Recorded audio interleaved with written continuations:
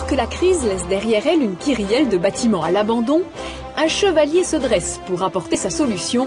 C'est le chevalier Lancelot. Préconisant l'occupation temporaire, un système utilisé depuis des décennies par nos voisins hollandais, Lancelot met en fuite le spectre qui menace les biens inoccupés, le squat, et ses deux implacables acolytes, l'insalubrité et l'incendie.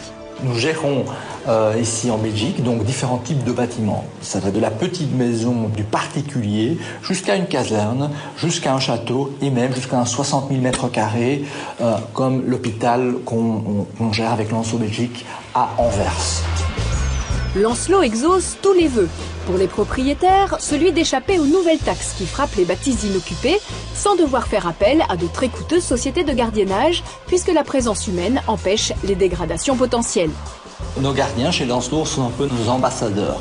Ces personnes ont normalement un revenu, ils ont aussi leurs propres assurances. Ce sont des personnes, en résumant, des personnes ce qu'on appelle responsables.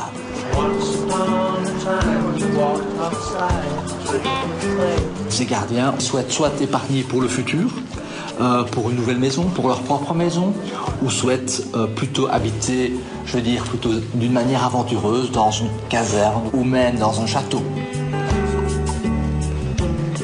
Déjà à la base, il y a tellement de bâtiments vides, des beaux bâtiments, des moins beaux, des grands, des moins grands.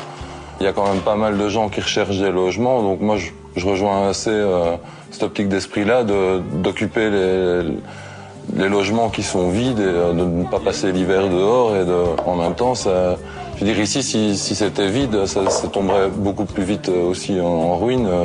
C'est un loyer assez démocratique, c'est 150 €. Pour un logement, c'est pas grand-chose, quoi. Et, ouais, on se dit qu'on a de la chance, mais je me prends pas pour un châtelain quand même, quoi. Ce qui est intéressant pour moi au château, c'est pas le château en soi, c'est l'espace qu'on a dehors. Et le fait de pouvoir cultiver ces petits légumes, c'est un pas vers une certaine autonomie. Dans le monde dans lequel on vit, je crois que c'est intéressant et important.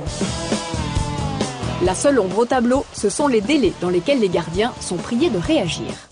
Nous demandons quand même à nos gardiens de quelque part toujours tenir la valise en main, dans ce sens qu'ils doivent être prêts dans les 2 à 4 semaines à quitter les lieux. On est content de pouvoir rester ici le plus longtemps possible.